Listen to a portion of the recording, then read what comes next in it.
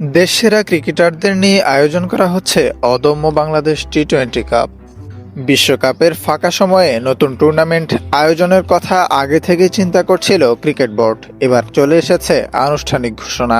31 জানুয়ারি রাতে এক প্রেস বিজ্ঞপ্তি দিয়ে অদম্য বাংলাদেশ টি-20 কাপ আয়োজনের ঘোষণা দিয়েছে বিসিবি, যেখানে 5, 6 এবং 7 ফেব্রুয়ারি হবে টুর্নামেন্টের ম্যাচ।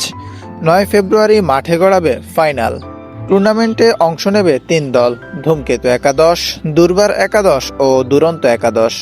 ধূমকেতুর নেতৃত্বে থাকবেন লিটন দাস, দুর্বার একাদশের নেতৃত্বে নাজমুল হোসেন শান্ত এবং দুরন্ত একাদশের অধিনায়কের দায়িত্বে দেখা যাবে আকবর আলীকে।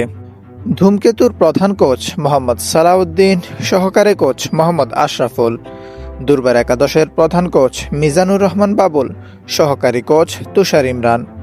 এছাড়া দুরন্ত একাদশের প্রধান কোচের দায়িত্বে দেখা যাবে হান্নান সরকারকে, সহকারী কোচ রাজিন সালেহ আলম। টুর্নামেন্টে 2.5 কোটি টাকার প্রাইজ মানির ঘোষণা দিয়েছে বিসিবি। এছাড়া টিকিটের দাম শুরু 100 টাকা থেকে। ইস্টার্ন গ্যালারির টিকিট পাওয়া যাবে 100 টাকায়, সাউদার্ন এবং নর্দার্ন গ্যালারির টিকিট 200 টাকা করে।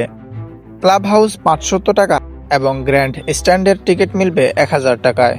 এছাড়া টুর্নামেন্টে থাকবে ইম্প্যাক্ট প্লেয়ারের নিয়ম। ম্যাচের দিন বিকাল 4টায় শুরু হবে সাংস্কৃতিক অনুষ্ঠান, 6টা থেকে শুরু হবে খেলা।